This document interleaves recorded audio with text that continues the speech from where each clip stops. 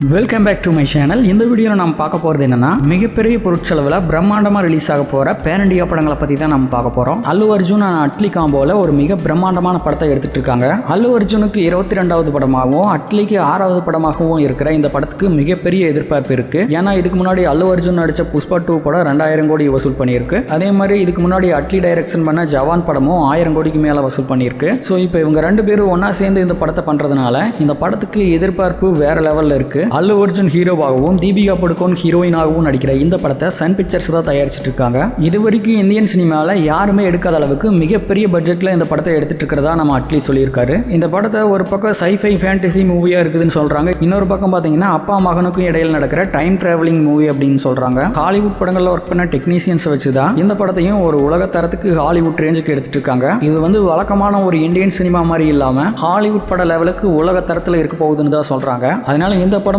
நிச்சயமா 2000 கோடியை கலெக்ஷன் பண்றதுக்கு அதிகமாக வாய்ப்பு இருக்கு. ஏன்னா அட்லி இது வரைக்கும் டைரக்ஷன் பண்ண எந்த படமே ஃபிளாப் ஆனதில்லை. நம்ம தமிழ் சினிமாவில் முதன்முறையாக 1000 கோடியை கலெக்ஷன் பண்ண டைரக்டர் அப்படின்னா அது நம்ம அட்லி தான். அதே மாதிரி அல்லு அர்ஜுனும் பார்த்தீங்கன்னா புஷ்பா படம் ரிலீஸ் ஆகிறதுக்கு முன்னாடி வரைக்கும் அவர் தெலுங்கு சினிமாவில் மட்டும்தான் ஒரு பெரிய ஸ்டாராக இருந்தார். இப்போ புஷ்பா படம் ரிலீஸ் ஆகி மிகப்பெரிய வெற்றி அடைஞ்சதுக்கு அப்புறமா தெலுங்கு, ஹிந்தி, தமிழ் அப்படின்னு ஆல் இண்டியா லெவலில் ஒரு மிகப்பெரிய ஸ்டார் ஆயிட்டாரு நம்ம அல்லு அர்ஜுன். சாய் அபியங்கர் தான் இந்த படத்துக்கு இசையமைக்கிறாரு. இது வரைக்கும் சன் பிக்சர்ஸ் தயாரிச்ச படங்கள்லயே இந்த படத்தை தான் மிகப்பெரிய பட்ஜெட்டில் தயாரிக்கிறாங்க. ஆரம்பத்தில் இந்த படத்தோட பட்ஜெட் 600-700 கோடி அப்படின்னு சொன்னாங்க. இப்போ பார்த்தீங்கன்னா 1000 கோடி இருக்குன்னு சொல்றாங்க. ராஜா சாப் பாகுபலி ஹீரோ பிரபாஸோட நடிப்பில் பிரம்மாண்டமாக ரிலீஸ் ஆக போகிற படம் தான் ராஜா சாப். இது காஞ்சனா அரண்மனை படங்கள் ஸ்டைலில் ஒரு பிரம்மாண்டமான பேய் படமாக இருக்க போகுது. அந்த படங்களை நார்மல் பட்ஜெட்டில் எடுத்திருப்பாங்க. ஆனால் இந்த படத்தை 500 கோடி பட்ஜெட்டில் பிரம்மாண்டமாக எடுத்திருக்காங்க. இந்தியன் சினிமாவிலேயே அதிக பட்ஜெட்டில் எடுக்கப்பட்ட பேய் படம் இதுதான் சொல்லப்படுது. இதில் பிரபாஸ் 2 கேரக்டர்கள் நடிச்சிருக்காரு. ஒன்று பிரசன்ட்ல இருக்கிற அந்த ஹீரோ கேரக்டர், இன்னொன்று அந்த ராஜா மாதிரி இருக்கிற அந்த கேரக்டர் தான் பேயா இருக்க போகுதுன்னு சொல்லப்படுது.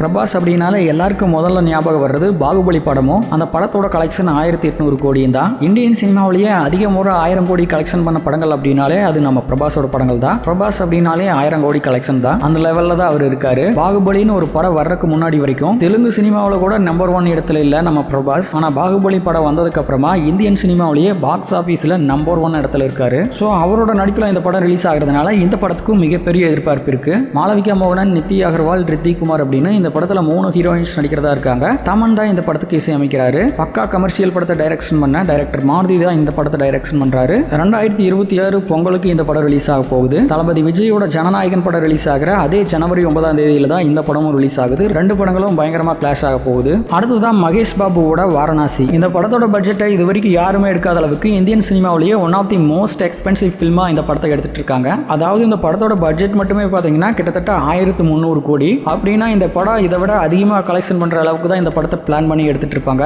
அப்படி பார்த்தா இந்த படம் நிச்சயமா 2000 கோடியை கலெக்ஷன் பண்ணணும்னு தான் நினைக்கிறேன். இந்த படத்தோட டைட்டில் வீடியோ ரிலீஸ் பண்ணியிருந்தாங்க. அதை பார்த்து எல்லாருமே ஆச்சரியப்படுற அளவுக்கு பயங்கரமா இருந்தது அந்த video. Science fiction, fantasy, action, adventure அப்படின்னு எல்லாமே கலந்த மாதிரி ஹாலிவுட் லெவலுக்கு ஒரு பிரம்மாண்டமான படத்தை எடுக்கிறாங்க. இதுல மகேஷ் பாபு, பிரியங்கா சோப்ரா, பிருத்திவிராஜ் ஆகியோர் நடிக்கிறாங்க. பாகுபலி, RRR படங்களுக்கு இசையமைச்ச MM கீரவாணி தான் இந்த படத்துக்கும் இசையமைக்கிறாரு. இது வரைக்கும் ராஜமௌலி எடுத்த படங்கள்லயே மிகப்பெரிய பட்ஜெட்ல இந்த படத்தை தான் எடுக்கிறாங்க. அதனால இந்த படத்துக்கும் மிகப்பெரிய எதிர்பார்ப்பு இருக்கு. பாகுபலி அப்படிங்கிற ஒரு படம் வர்றதுக்கு முன்னாடி வரைக்கும் தெலுங்கு சினிமா அப்படின்னாலே மகேஷ் பாபு தான் நம்பர் 1 இடத்துல இருந்திருக்காரு. அதாவது தமிழ்நாட்டில் விஜய் எப்படி இருந்தாரோ அதே மாதிரி தான் ஆந்திரால மகேஷ் பாபு இருந்திருக்காரு. மகேஷ் பாபுக்கு அடுத்த இடத்துல தான் நம்ம பிரபாஸே இருந்திருக்காரு. பிரபாஸ் மட்டும் இல்லாம அல்லு அர்ஜுன், ஜூனியர் NTR, ராம் சரண் அப்படின்னு அவங்க எல்லாருமே மகேஷ் பாபுக்கு அடுத்த இடத்துல தான் இருந்திருக்காங்க. ஆனா பாகுபலி அப்படின்னு ஒரு படம் வந்ததுக்கு அப்புறமா நம்ம பிரபாஸ் தான் தெலுங்கு சினிமாவில் நம்பர் 1 இடத்துக்கு வந்துட்டாரு. பாகுபலி படம் மட்டும் இல்லாம அடுத்தடுத்து அவர் நடிச்ச எல்லா படங்களுமே 1000 கோடியை கலெக்ஷன் பண்ணி மிகப்பெரிய ஒரு ஹீரோவா அங்க மாறிட்டாரு. அதுக்கப்புறம் RRR படம் வந்துச்சு. அதுல இருந்து ராம் சரணும், ஜூனியர் NTRம் பாத்தீங்கன்னா அவங்களும் ஒரு மிகப்பெரிய நடிகர் ஆயிட்டாங்க. அவங்களோட படங்களும் பாத்தீங்கன்னா RRR 1000 கோடி கலெக்ஷன் பண்ணிச்சு. அதுக்கப்புறமா அவங்க நடிச்ச தேவாரா இந்த மாதிரி படங்கள் எல்லாமே பாத்தீங்கன்னா 500 கோடிக்கு மேல கலெக்ஷன் பண்ணிருந்துச்சு. ஆனா ரொம்ப வருஷமா டாப்ல இருந்து நம்ம மகேஷ் பாபு பாத்தீங்கன்னா 200 கோடி 250 கோடி அப்படிங்கிற ரேஞ்சில தான் அவரோட படங்கள் இன்னமும் கலெக்ஷன் பண்ணிட்டு இருந்தது. இப்பதான் முதன்முறையா மிகப்பெரிய பட்ஜெட்ல ராஜமௌலியோட டைரக்ஷன்ல நம்ம மகேஷ் பாபு நடிக்கிறாரு. அடுத்ததா ராமாயணா. நம்ம இந்தியன் சினிமாவிலேயே இது வரைக்கும் யாருமே எடுக்காத அளவுக்கு மிகப்பெரிய பட்ஜெட்ல இந்த படத்தை எடுத்துட்டு இருக்காங்க. அதாவது இந்த படத்தோட பட்ஜெட் மட்டுமே பாத்தீங்கன்னா பார்ட் 1 பார்ட் 2 ரெண்டையும் சேர்த்து 4000 கோடிக்கு எடுத்துட்டு இருக்காங்க. வால்மீகி எழுதின ராமாயணம் கதையை தான் படமா எடுத்துட்டு இருக்காங்க. படத்துல ஸ்டார் காஸ்ட் அப்படின்னு பாத்தீங்கன்னா ரன்பீர் கபூர், KGF யாஸ், சாய் பல்லவி ஆகியோர் நடிக்கிறாங்க. இதுல ரன்பீர் கபூர் ராமனோட கேரக்டர்லயும், யாஸ் ராவணனாகவும், சாய் பல்லவி சீதாவாகவும், சன்னி தியோல் அனுமன் கேரக்டர்லயும், லட்சுமணன் கேரக்டர்ல ரவி துபேவும் நடிக்கிறாங்க. இது இல்லாம அமிதாப் பச்சன் போன்ற மிகப்பெரிய நட்சத்திர பட்டாலுமே இந்த படத்துல நடிச்சிட்டு இருக்காங்க. அமெரிக்க ஆமீர் கான் நடிச்சு 2000 கோடியை கலெக்ஷன் பண்ண தங்கல் படத்தை டைரக்ஷன் பண்ண நிதிஷ் திவாரி தான் இந்த படத்தையும் டைரக்ஷன் பண்றாரு. நமித் மல்ஹோத்ரா ப்ரொடியூஸ் பண்ற இந்த படத்துக்கு VFX அப்படின்னு பாத்தீங்கன்னா டார்க் நைட், இன்டர்ஸ்டெல்லர், ஓபன் ஹைமர் போன்ற படங்களுக்கு VFX பண்ண DNEG கம்பெனி தான் இந்த படத்துக்கும் VFX பண்றாங்க. அதனால இந்த படமும் ஹாலிவுட் லெவலுக்கு பிரம்மாண்டமா இருக்க போகுது. இந்த படத்தோட இன்ட்ரோடக்ஷன் வீடியோ பாத்தீங்கன்னாலே தெரிஞ்சிருக்கும். இந்த படத்துக்கு மியூசிக் அப்படின்னு பாத்தீங்கன்னா இன்டர்ஸ்டெல்லர், டியூன் மாதிரி மிகப்பெரிய ஹாலிவுட் படங்களுக்கு இசையமைச்ச ஹான்ஸ் ஜிம்மர் தான் இந்த படத்துக்கு இசையமைக்க போறாரு. கூடவே AR ரஹ்மானும் இந்த படத்துக்கு இசையமைக்கிறாரு. பாடல்களுக்கு AR ரஹ்மான் இசையமைக்கிறாரு. பேக்ரவுண்ட் மியூசிக் வந்து ஹான்ஸ் ஜிம்மர் பண்றாரு. இந்த படத்தை 2 பார்ட்டா எடுத்துட்டு இருக்காங்க. பார்ட் 1 வந்து 2026 தீபாவளிக்கும், பார்ட் 2 வந்து 2027 தீபாவளிக்கு ரிலீஸ் பண்ண போறாங்க.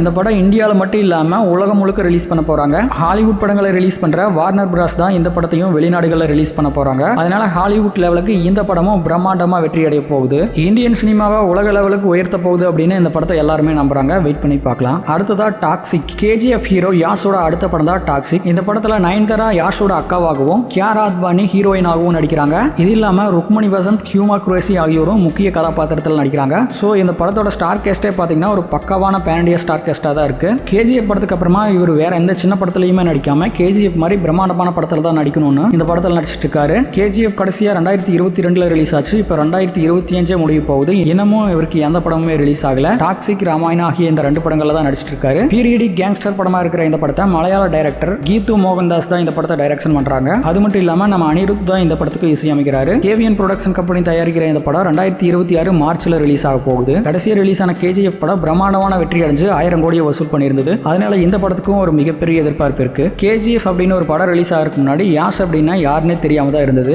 ஆனா KGF படம் ரிலீஸ் ஆனதுக்கு அப்புறமா கன்னட சினிமாவில் ஒரு ஸ்டாரா இருந்த நம்ம யாஷ் வந்து இன்னைக்கு ஆல் இந்தியா லெவல்ல மிகப்பெரிய ஒரு பேன் இந்தியா ஸ்டாரா ஆயிருக்காரு. அடுத்ததா ஜனநாயகன். வினோத் டைரக்ஷன்ல தளபதி விஜய் நடிச்சிட்டு இருக்கிற படம் தான் ஜனநாயகன். விஜயோட கடைசி படமா இருக்கிறதுனால இந்த படத்துக்கு மிகப்பெரிய எதிர்பார்ப்பு இருக்கு. ரசிகர்கள் எல்லாருமே பயங்கரமா இந்த படத்துக்காக வெயிட் பண்ணிட்டு இருக்காங்க. விஜய், பூஜா ஹெக்டே, பாபி டியோல் ஆகியோர் நடிக்கிற இந்த படத்துக்கு அனிருத் தான் இசையமைச்சிருக்காரு. இந்த படத்தை முடிச்சுட்டு தளபதி விஜய் வந்து ஃபுல்லாவே அரசியலுக்கு போக போறாரு. ஸோ இவ்வளவு நாளா தீபாவளி, பொங்கல் அப்படின்னாலே தளபதி விஜய் படங்கள் தான் ரிலீஸ் ஆகும். ஃபேன்ஸ் அதுக்காக பயங்கரமா வெயிட் பண்ணிட்டு இருந்தாங்க. ஸோ இனிமேல் தளபதி விஜய் வந்து தியேட்டர்ல பார்க்க முடியாது. அதனால இந்த படத்துக்காக ஃபேன்ஸ் எல்லாருமே பயங்கரமா வெயிட் பண்ணிட்டு இருக்காங்க. 2026 பொங்கலுக்கு, அதாவது ஜனவரி 9ஆம் தேதி இந்த படம் ரிலீஸ் ஆகுது. இதே நாள்ல பாத்தீங்கன்னா பிரபாஸோட ராஜா சாப் படமும் அதே நாள்ல ரிலீஸ் ஆகுது. ஸோ 2 படங்களும் பயங்கரமா கிளாஷ் ஆக போகுது. விஜய் அரசியலுக்கு போனதுனால ஜனநாயகன் படம் ஃபுல்லா அரசியல் படமா இருக்குன்னு கேட்டதுக்கு நம்ம வினோத் வந்து என்ன சொல்லியிருக்காரு அப்படின்னா, இது வந்து ஃபுல்லா அரசியல் படமா இல்லாம சின்ன பசங்கள்ல இருந்து பெரியவங்க வரைக்கும் எல்லா ஆடியன்ஸுமே பாக்குற மாதிரி ஒரு பக்கவான கமர்ஷியல் படமா தான் இருக்குன்னு சொல்லியிருக்காரு. விஜயோட கடைசி படமா இருக்கிறதுனால ஃபேன்ஸ் எல்லாருமே நிறைய பேர் போய் இந்த படத்தை தியேட்டர்ல கண்டிப்பா பார்ப்பாங்க. அதனால இந்த படத்தோட கலெக்ஷனும் நிச்சயமா அதிகமாக தான் இருக்கும். ஆனா அதே பொங்கலுக்கு பாத்தீங்கன்னா சிவகார்த்திகேயனோட பராசக்தி படமும் ரிலீஸ் ஆகுது. சுதா கங்குரா டைரக்ஷன் பண்ற இந்த படத்துல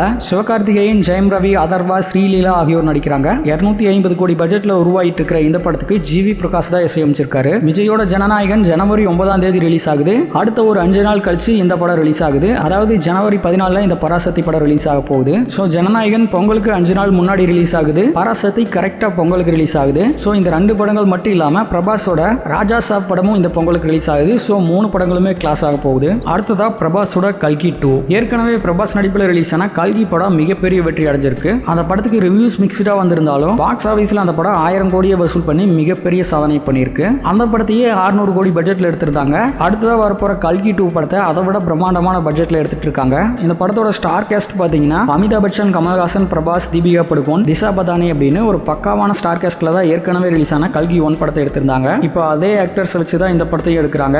தீபிகா படுகோனை இந்த படத்துல இருந்து நீக்கிட்டாங்க. ஏன்னா அவங்க நிறைய கண்டிஷன்ஸ் போட்டிருக்காங்க. அவங்க கூட இருக்கிற அசிஸ்டன்ட்ஸ் 25 பேருக்கும் பாத்தீங்கன்னா ப்ரொடியூசர் தான் சம்பளம் கொடுக்கணும்னு சொல்லியிருக்காங்க. அது இல்லாம இன்னும் ஒரு சில கண்டிஷன்ஸ் எல்லாம் போட்டிருக்காங்க. அதனால பாத்தீங்கன்னா அவங்கள இந்த படத்துல இருந்து நீக்கிட்டாங்க. ஏற்கனவே ரிலீஸ் ஆன பார்ட் 1 படமே ஹாலிவுட் டேபிளுக்கு பிரம்மாண்டமா இருந்ததுனால இந்த படத்துக்கும் பயங்கர எதிர்பார்ப்பு இருக்கு. அடுத்ததா பிரபாஸோட சலார் 2. KGF படத்தை டைரக்ஷன் பண்ண பிரசாந்த் நீல் தான் இந்த படத்தையும் டைரக்ஷன் பண்றாரு. ஏற்கனவே சலார் பார்ட் 1 ரிலீஸ் ஆயிருந்துச்சு. அந்த படத்துக்கு ரிவ்யூஸ் மிக்ஸ்டா கிடைச்சாலும் பாக்ஸ் ஆஃபீஸ் கலெக்ஷன் படி பாத்தீங்கன்னா இந்த படம் 700 கோடியை வசூல் பண்ணியிருக்கு. ஸோ அதனால இந்த படத்தோட பார்ட் 2வையும் எடுத்துட்டு இருக்காங்க. இந்த படம் 2026 ரிலீஸ் ஆக போறதா சொல்றாங்க. KGF படத்தை தயாரிச்ச அதே ஹோம்பேல் பிலிம்ஸ் தான் இந்த படத்தையும் தயாரிக்கிறாங்க. அந்த படத்தோட மியூசிக் டைரக்டர் ரவி பஸ்ரூர் தான் இந்த படத்துக்கும் இசையமைக்கிறாரு. படத்துல ஸ்டார் கேஸ்ட் அப்படின்னு பாத்தீங்கன்னா பிரபாஸ், பிருத்திவிராஜ், ஸ்ருதிகாசன், பாபி சிம்ஹா அப்படின்னு ஒரு பக்காவான பேன் இண்டியா ஸ்டார் கேஸ்டோட தான் இந்த படத்தையும் எடுக்கிறாங்க. அதனால இந்த படத்துக்கும் பயங்கர எதிர்பார்ப்பு இருக்கு. அடுத்ததா பிரபாஸோட Spirit movie. Arjun Reddy, Animal ஆகிய படங்களை டைரக்ஷன் பண்ண சந்தீப் ரெட்டி வங்கா தான் இந்த படத்தையும் டைரக்ஷன் பண்ணியிருக்காரு. டி சீரிஸ் தயாரிக்கிற இந்த படத்துல பிரபாஸ் முதன் முறையா போலீஸ் ரோல்ல நடிச்சிருக்காரு.